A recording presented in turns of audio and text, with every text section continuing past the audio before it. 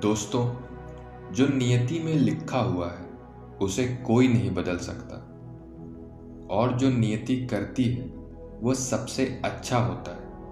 आज मैं आपको इस कहानी के माध्यम से यही बताऊंगा कि जो भी हमारे साथ होता है वो बहुत अच्छा होता है। बस हमें उसे समझने की जरूरत होती है, चिंता बिल्कुल नहीं करनी होती है। प्राचीन समय की बात है, एक बार मृत्यु के देवता यमराज ने अपने एक दूत को धरती पर किसी के प्राण हरने के लिए भेजा था, क्योंकि धरती पर एक स्त्री मर गई थी और उसी की आत्मा को लाना था। यमराज की आज्ञा पाकर वो दूत उस स्त्री के घर पहुंच जाता है, लेकिन जब वो देवदूत वहां पर पहुंचता है तो वो वहां का नजारा देखकर आश्चर्यचकित रह जाता है। वो वहां पर ऐसा कुछ देखता है जिसे देखने के बाद उसकी आंखों से आंसू बहने लगते हैं। वो वहां पर देखता है कि एक स्त्री मरी हुई है और उसके 3 जुड़वा बेटियां हैं, और तीनों की तीनों बेटियां बहुत छोटी हैं। तीनों में से उसके जो सबसे छोटी बेटी थी वो अभी भी उस मृत स्त्री के स्तनों से लगी हुई थी और एक बिलख बिलख कर रो रही थी, और तीसरी रोते रोते सो गई थी। उसकी आंखों से आंसू की धारा लगातार बह रही थी। उनके परिवार में उनकी मां के अलावा उनका कोई नहीं था, क्योंकि उसके पिताजी थे वो पहले मर चुके थे और अब उनकी मां भी मर चुकी थी। ये सब देखकर उस देवदूत को ये समझ नहीं आया कि अब वो क्या करे। अगर वो स्त्री के प्राण हर कर ले जाए तो इन नन्ही बच्चियों का ध्यान कौन रखेगा, और अगर वो नहीं लेकर जाएगा तो यमराज उसे दंड देगा। लेकिन उससे उन बच्चों का दुख देखा नहीं जाता, इसीलिए वो स्त्री के प्राणों के बिना ही खाली हाथ यमराज के पास पहुंच जाता है। और वहां पहुंचकर उसने यमराज को बोला कि मैं उस स्त्री की आत्मा को लेकर नहीं आ सका, आप मुझे क्षमा कीजिए। उस देवदूत की बात सुनकर यमराज को बहुत ज्यादा क्रोध आया। जब यमराज को क्रोध आया तो देवदूत ने उससे कहा कि महाराज, शायद आपको वहां की स्थिति का पता नहीं है। अगर आप मेरी जगह होते तो शायद आप भी यही करते। उस स्त्री के 3 छोटी बेटियां हैं और वो तीनों ही बिलख बिलख कर रो रही थी, और उनमें से एक बच्ची तो अभी भी उस स्त्री के स्तनों से चिपकी हुई थी।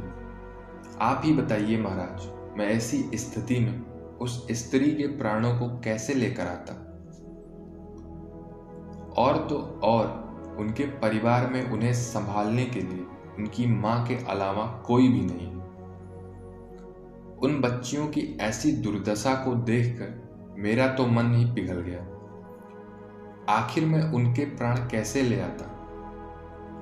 महाराज, वो बच्चियां अनाथ हो जाएंगी, उनकी देखभाल कौन करेगा।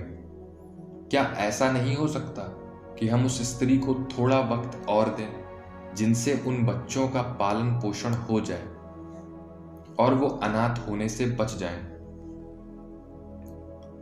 यह सुनकर यमराज को बहुत हंसी आई और वो जोर जोर से हंसने लगा और देवदूत से बोला कि तुम ज्यादा समझदार हो गए हो शायद। लगता है तुम उस परमात्मा से भी बड़े हो, जिसकी मर्जी से जीवन मिलता है और जिसकी मर्जी से मृत्यु मिलती है। अच्छा चलो, तुम मुझे ये बताओ कि तुम क्या मुझे यह आश्वासन दे सकते हो कि अगर मैं उस स्त्री के प्राणों को छोड़ दूं तो क्या उसके सहारे दुख समाप्त हो जाएंगे। ये सुनकर वो देवदूत बोला कि हाँ महाराज, जब आप उस स्त्री के प्राणों को छोड़ देंगे तो वो जीवित हो जाएगी और उन बच्चियों का अच्छे से लालन पोषण करेगी। फिर उनकी जिंदगी में कभी भी दुख नहीं आएंगे। यह सुनकर यमराज फिर से हंसने लगे और देवदूत से कहते हैं कि तुमने उस स्त्री के प्राणों को लाकर बहुत बड़ा पाप किया है। अगर इसकी सजा तुम्हें अवश्य मिलेगी, और तुम्हारी सजा है कि तुम पृथ्वी पर फेंक दिए जाओगे और तब तक वापस नहीं आओगे जब तक तुम अपनी मूर्खता पर 3 बार नहीं हंसोगे।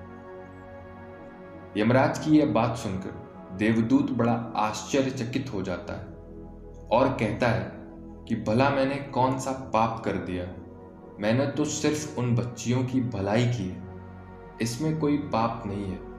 फिर देवदूत यमराज की बात को स्वीकार कर लेता है और वो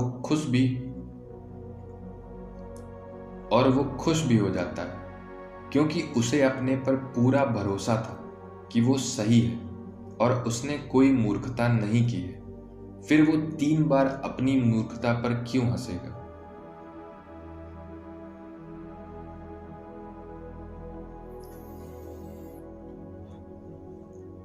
और जब उसने कोई गलती की नहीं है तो फिर वो अपनी मूर्खता पर हंसेगा क्यों?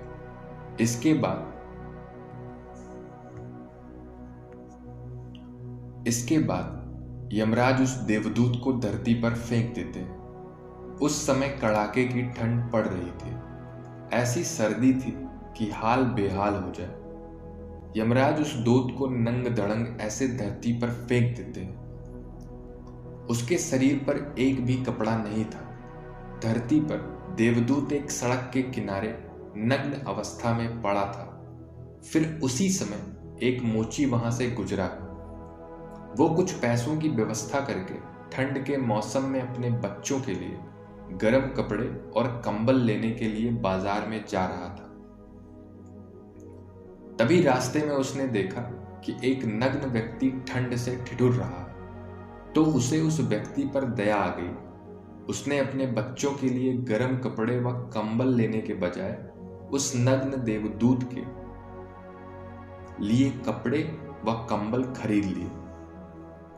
कपड़े और कंबल खरीदकर वो मोची उस नग्न देवदूत के पास पहुंचा और उस मोची ने उस देवदूत से कहा कि ये कपड़े और कंबल लो, इन कपड़ों को पहन लो और कंबल को ओढ़ लो, नहीं तो तुम्हारा ठंड में हाल बेहाल हो जाएगा।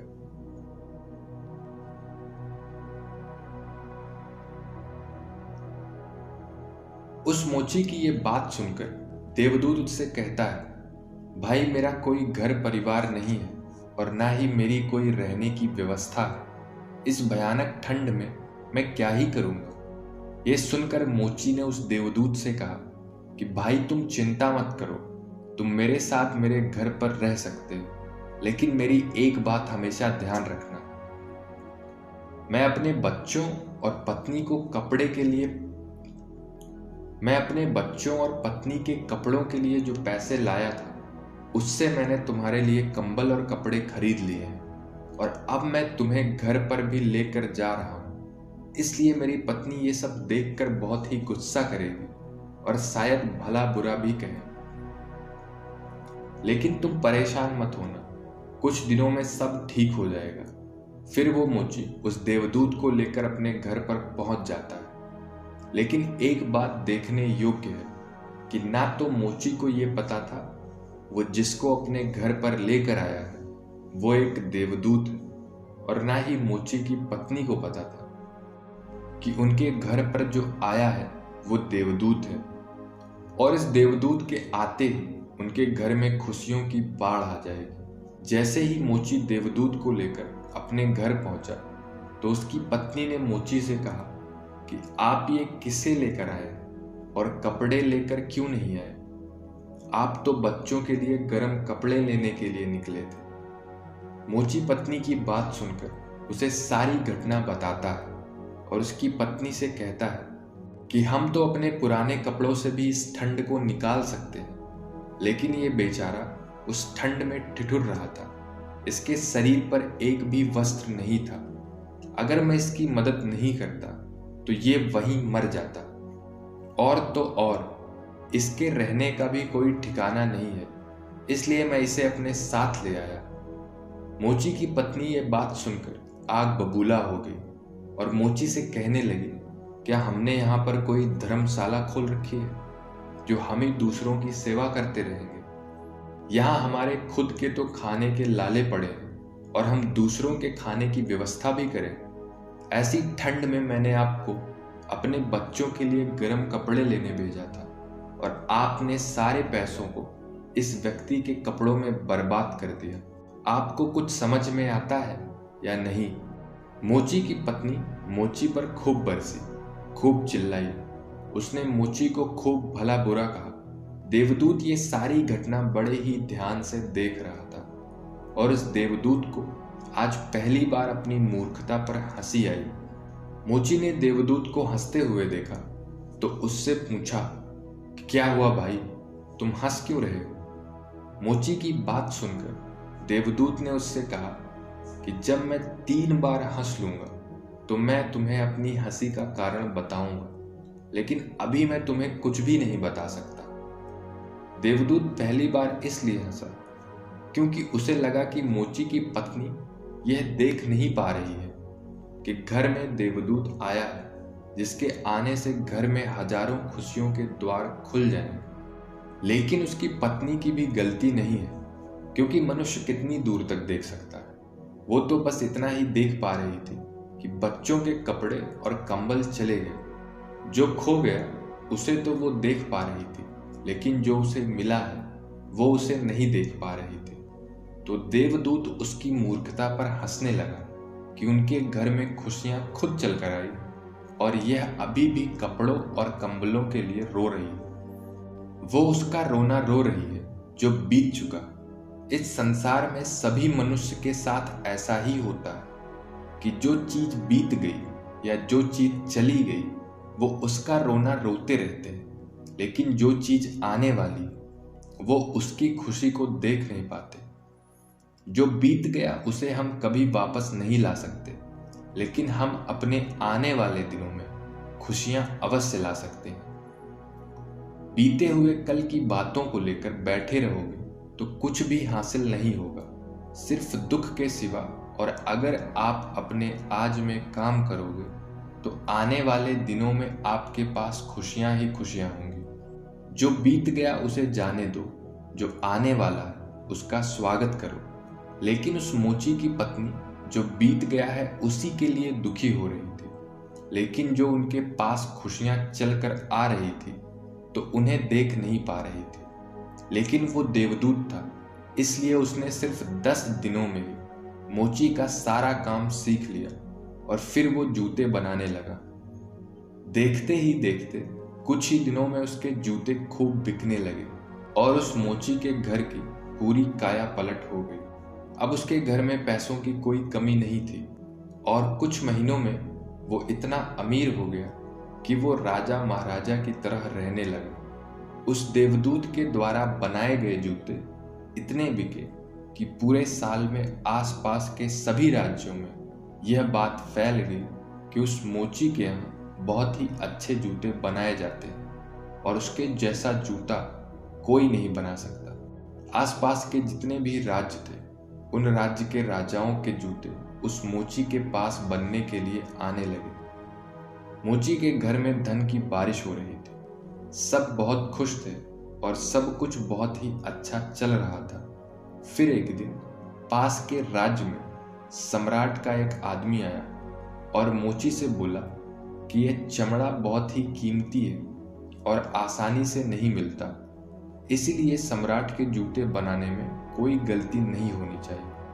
और जूतों की कलाकृति उसे बताकर बोला कि ठीक इसी प्रकार के जूते बनाना, और ये भी बोला कि ध्यान रखना जूते बनाने हैं, चप्पल मत बना देना, क्योंकि उस राज्य में ऐसी प्रथा थी कि जब भी कोई व्यक्ति मर जाता है तो उसे चमड़े की चप्पल पहनाकर चिता पर लिटाया जाता है। उस व्यक्ति के जाने के बाद मोची ने देवदूत से कहा कि चमड़े की चप्पल नहीं, जूते बनाने हैं। यह सम्राट का स्पष्ट आदेश और इसी बात का ध्यान रखना है कि चमड़े सिर्फ उतना ही है जितने में जूते बनाए जा सकते हैं। इसीलिए कोई गलती मत करना, वरना हम बड़ी मुसीबत में फंस सकते हैं। मोची के इतना समझाने के बाद भी उस देवदूत ने उस चमड़े की चप्पल ही बनाई। और जब मोची ने यह देखा कि देवदूत ने जूते की जगह चप्पल बनाई है तो वो आग बबूला हो गया और गुस्से में इतना पागल हो गया कि डंडा लेकर देवदूत को बहुत मारा और कहा कि मैंने तुम्हें बार बार समझाया था कि जूते बनाने हैं, लेकिन तुमने चप्पल बना दी। अब सम्राट हमें नहीं छोड़ेगा, तो तुम तो मरोगे जो मरोगे, मुझे और मेरे परिवार को भी फांसी लगवाओगे। इतना सुनते ही वो देवदूत जोर जोर से हंसने लगा, पर उसी समय पीछे से दौड़ता हुआ हांफता हुआ उस सम्राट का आदमी आया और बोला कि भाई जूते मत बनाना, चप्पल बनाना, क्योंकि सम्राट की मौत हो चुकी है।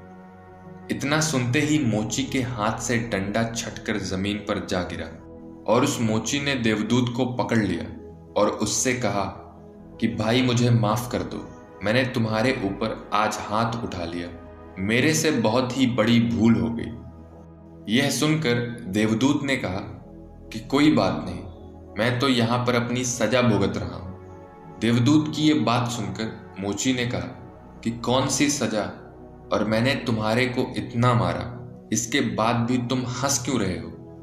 फिर देवदूत ने उस मोची से कहा कि जब मैं 3 बार हंस लूंगा तब मैं तुम्हें अपना सब कुछ बता दूंगा। अभी मैं कुछ भी नहीं बता सकता, और इस संसार में मनुष्य उन्हीं चीजों के पीछे भागता है जिसकी उसे जरूरत ही नहीं है। भविष्य अज्ञात है, उसे कोई नहीं जान सकता कि आगे क्या होने वाला है। उसे सिर्फ और सिर्फ परमात्मा जान सकते हैं कि आगे क्या होने वाला है। जबकि मनुष्य अपने अतीत के अनुभव के अनुसार निर्णय लेता है और सोचता है कि पिछली बार मेरे साथ ऐसा हुआ था तो अब की बार भी ऐसा ही होगा, जबकि आगे क्या होगा किसी को कुछ नहीं पता। सम्राट जिंदा था तो उसे जूते चाहिए थे, और अब वो मर गया तो उसे चप्पल चाहिए।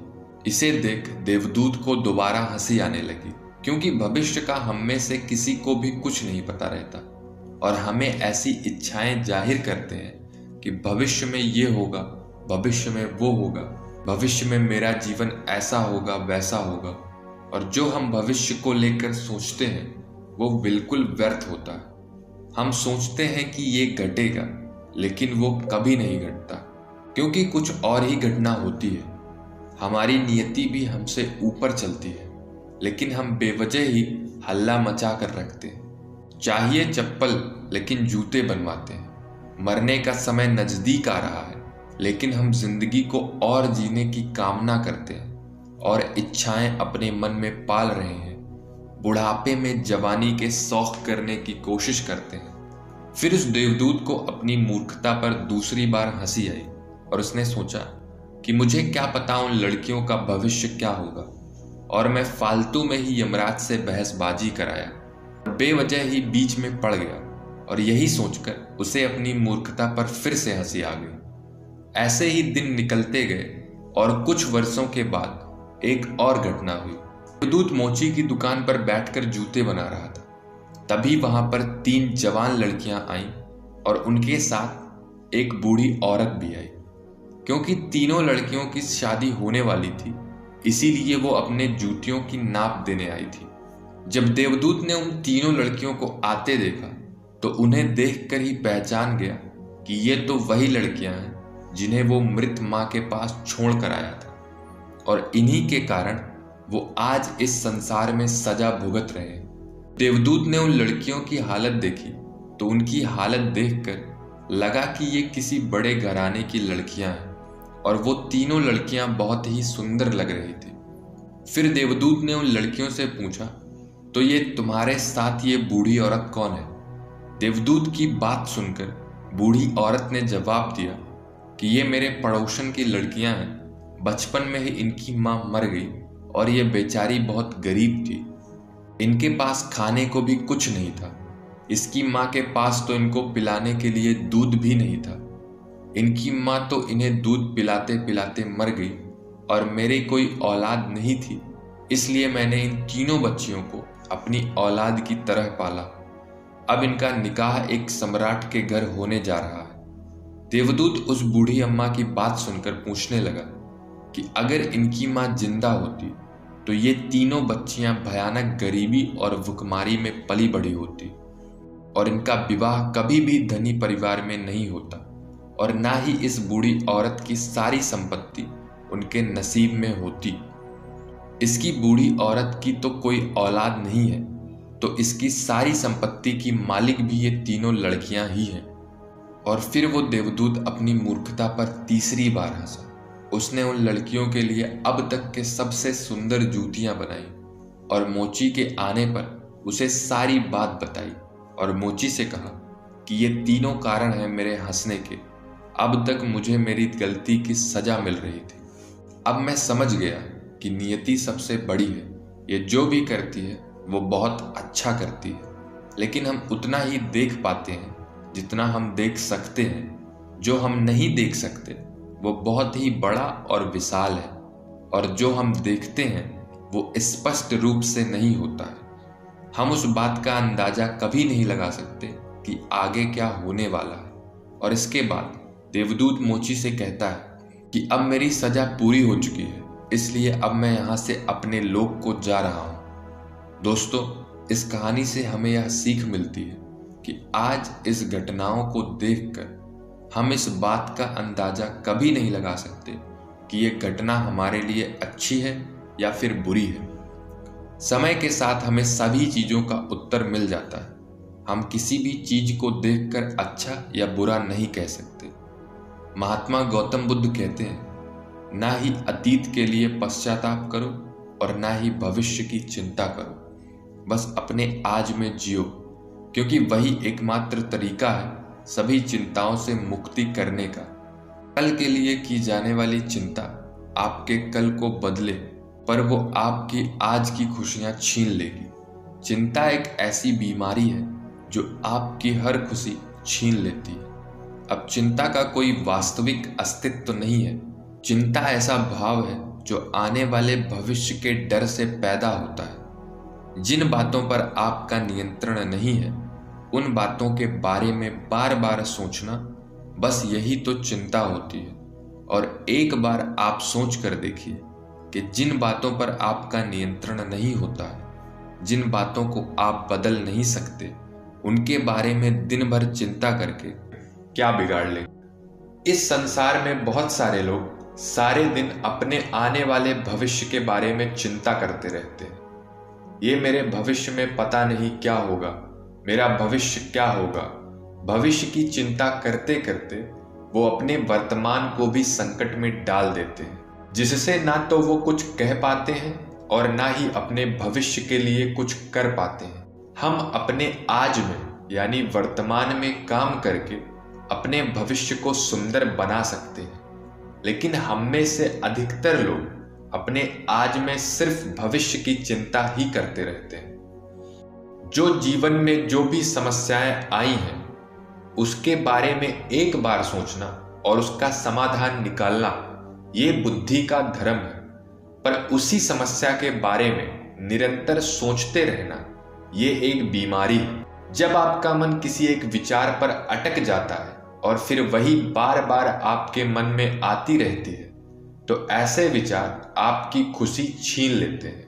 चिंता का सीधा सा अर्थ है कि जो हुआ नहीं उसके बारे में व्यर्थ का सोचना। चिंता करके आप क्या बदल लेंगे? लेकिन अगर आप सोचने के बजाय कुछ करोगे तो आप जरूर कुछ ना कुछ बदलोगे। लेकिन सभी लोग सिर्फ और सिर्फ कल के बारे में सोचते हैं, जिससे उनका कल का तो पता नहीं कि वो अच्छा होगा या फिर बुरा होगा, लेकिन ऐसा करके वो अपने हाथ की खुशी छीन लेते हैं। चिंता का एक दिन आपको एक हफ्ते से भी ज्यादा खा लेता है। दुख बाहर की परिस्थितियों में इतना होता है जितना कि आप अपने मन में बिठा कर रखते हैं। कोई भी काम इतना कठिन नहीं होता जिसे कि आप नहीं कर सकते, लेकिन आप पहले ही उसके बारे में सोच सोचकर उसे इतना कठिन बना देते हैं कि फिर वो आपसे होता ही नहीं है। दोस्तों, कल जो होगा उस पर हमारा नियंत्रण नहीं है, लेकिन अपने आज में खुश रहो। अपने आज से कहो कि जो भी हो रहा है तो मेरे नियंत्रण में नहीं है, और जो भी होगा उसे मैं अच्छा बनाऊंगा।